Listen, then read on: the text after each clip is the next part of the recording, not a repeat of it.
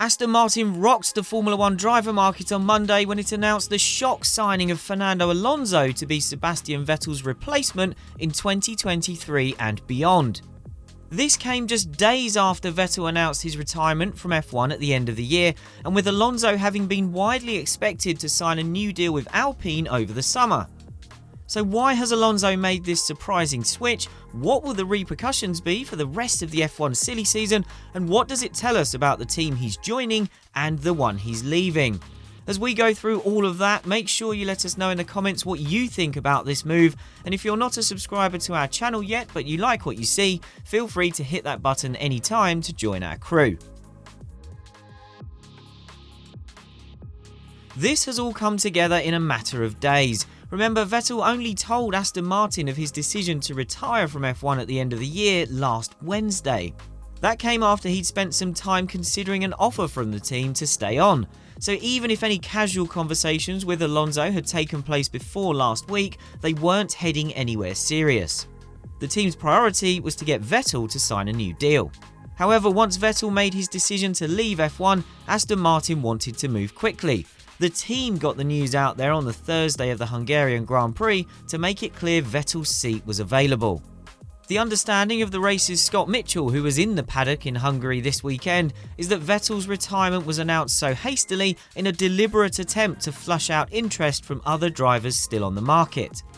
Aston Martin was already on Alonso's radar. As one source put it to us, the two-time world champion had been paying attention to what Aston Martin had been putting in place to become a genuine F1 powerhouse in the future, and as we'll explain in the next part of this video, he liked what he saw from afar. So once serious talks commenced over the weekend in Hungary, and Alonso got a more detailed internal version of how Aston Martin is progressing behind the scenes, a deal came together very quickly. Executive Chairman Lawrence Stroll referenced the speed of the deal coming together in his statement announcing Alonso. He said he has set out to bring together the best people and develop the right resources and organisation to succeed in F1, and once he invited Alonso to be part of the development of a winning team and conversations took place, it was logical and easy to come to an agreement. The speed of the deal caught Alpine out as well. We understand the team was completely blindsided by the announcement, and it was more than 90 minutes after Aston Martin broke the news that Alpine responded with a short statement on social media acknowledging Alonso's move. Signing Alonso is a huge vote of confidence for Aston Martin, especially after such a troubled first 2 seasons since rebranding itself from Racing Point. The team will also take great heart from being able to replace one great champion in Vettel with another. As soon as Vettel's seat became available, the question was if Aston Martin would be able to convince anyone else with a high enough profile that it was worth taking the risky step that didn't pay off for Vettel. Alonso has made himself abundantly clear. The reason he is still in F1 as a just-turned 41-year-old is because he wants to win again, and he's decided Aston Martin offers him the best shot of the seats that were available. Aston Martin has made clear this is a multi-year deal. That's key because if either side went into this new partnership believing the team would be ready to fight for wins in 2023, they would be utterly deluded. Aston Martin has so much ground to make up to the front that it's never going to turn that situation around in one winter. But Alonso hasn't spoken in the short term about this deal. He's made clear he's been convinced by Aston Martin's energy and commitment to win, its recruitment of great people with winning pedigrees, and its huge commitment to new facilities and resources at Silverstone. In Fernando's words, no one in Formula 1 today is demonstrating a greater vision and absolute commitment to winning. But this decision isn't only about what Aston Martin offers.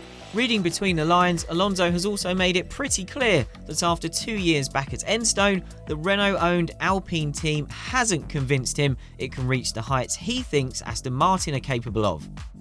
Alonso said he wants to be part of an organisation that is committed to learn, develop and succeed. That would suggest he's not seen enough from Alpine to make him believe that team can build on its strong start under F1's new regulations for 2022 and move up to the next level. There was also tension behind the scenes with the top management at Alpine, namely CEO Laurent Rossi. The French manufacturer had a desire to get Formula 2 champion Oscar Piastri into a race seat in the near future, although it did not plan to promote him in place of Alonso for 2023. However, it was keen to offer Alonso some sort of long-term deal that would eventually result in him switching to Alpine's sports car program, ideally for 2024. But Alonso's already a two-time winner of the Le Mans 24 Hours with Toyota, and he only has eyes for F1. He was pushing for a longer F1 deal than Alpine was initially willing to commit to, and until Vettel's seat became available, Alonso didn't appear to have much bargaining power, beyond being Fernando Alonso, of course. Even if Alpine relented and was ready to give Alonso a 2-year contract, it's easy to imagine Alonso having taken great offence at the fact there might have been any doubt in the first place. At the same time, he would have loved Aston Martin's commitment and confidence. Stroll made it clear that Alonso was his first choice to replace Vettel, that Aston Martin wanted him long-term, and that it believed he would offer leadership and accelerate the team's progress into becoming a championship-challenging organisation. And there will surely be a pay packet consistent with that. It all feeds into Alonso very quickly being offered everything he could ask for, while Alpine had dragged its heels. The most obvious knock-on effect for 2023 on the F1 grid from all of this happening will surely be that Piastri now slots in alongside Esteban Ocon at Alpine. Alonso's move helps Alpine in that it frees up a seat for the young Australian, but it means Piastri has to step into the team as a rookie rather than moving up to his parent team with a year or two of F1 experience earned elsewhere on the grid out on loan, as was originally expected. Swapping a driver of Alonso's talent for a newcomer is likely to be a downgrade no matter how quickly Piastri settles in, but it could be short-term discomfort for a genuine long-term gain if it gets Piastri up to speed with Alpine quicker than expected. Everything about Piastri's junior career suggests he's the real deal, and Alpine will be hoping he can now build himself into a top-line F1 driver and grow with the team, while Alonso has to start from a lower base with Aston Martin. The impact is likely to be bigger for Williams, where Piastri was expected to form a promising partnership with Alex Albon.